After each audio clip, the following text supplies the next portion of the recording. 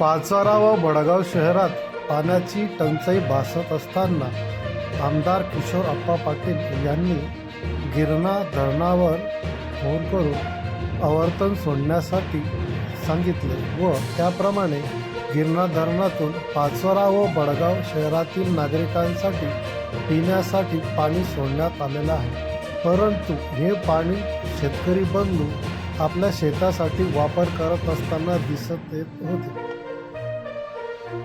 आता सोडण्यात आलेलं हे पाणी फक्त आणि फक्त शहराच्या नागरिकांसाठी पिण्यासाठी आहे। त्यामुळे शेतकरी बंधूंनी कोणत्याच प्रकारचे पाण्याचे उचल न करण्यात यावे असे सांगण्यात येत आहे। त्याचप्रमाणे पाचोरा नगरपालिकेतर्फे गिरड, मानकी, पुनगाव, फटगाव भागातील शेतकऱ्यांना गिरणा तडीच्या शेतकऱ्यांना नोटीस देण्यात आली होती की सादर नदी पात्रामध्ये असलेल्या आपल्या मोटरी व अवैध प्रकारे आपण पाणी सोडत असतात। त्यामुळं आपण हे पाणी आता फक्त पिण्यासाठी असल्यामुळे आपण आपली मोटर काढण्यात यावी। परंतु शेतकरी बंधूंनी ती मोटर काढली नाही।